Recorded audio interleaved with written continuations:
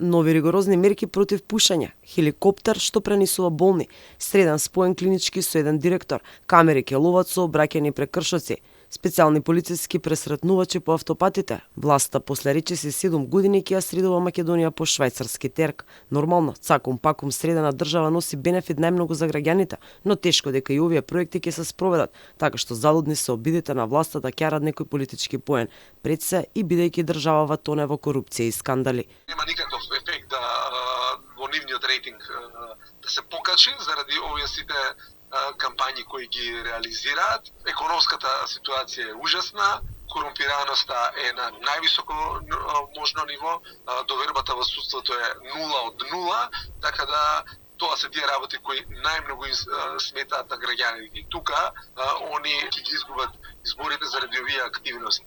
Ова делумно што сега се обидуваат да го направат како некаков пиар, нема да им донесе апсолутно ништо.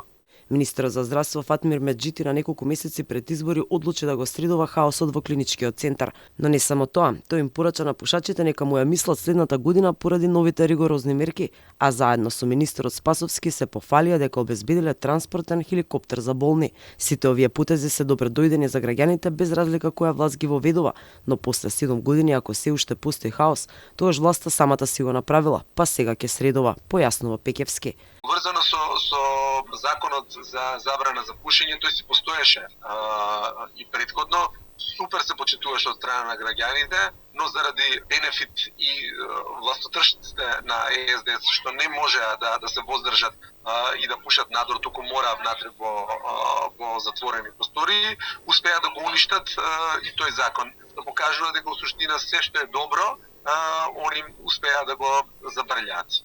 Спасовски пак потрет пат е министар за внатрешни, но сега се сети дека камерите на Сейф Сити можат да ловат прекршоци да се воведе ред во сообраќајот. Кога ќе се случи надградбата, а кога ќе ги видиме резултатите од изумот на Спасовски, кој во Европа одамна безпрекорно функционира. Спасовски се пофали за резултатите од нелегална шумска сеча, откако само изминатата година има околу 200 кривични пријави за пеплосување на македонските шуми, а од 2020 до сега на 3100 правосудни пресуди за незаконска сеча на шумите. Спасовски, министерското столче го грее со години, но сечата, како и сообраќајниот хаос, допрва ќе ги средува. Корупцијски скандали во кои тонат челниците од власта, судство со резултати 0 од 0, сиромаштијата, ценовниот шок, сето ова е резултат на работата на властодржците во Македонија, кои предизборно очигледно имаат обид да ја реформираат и доближат до Европа.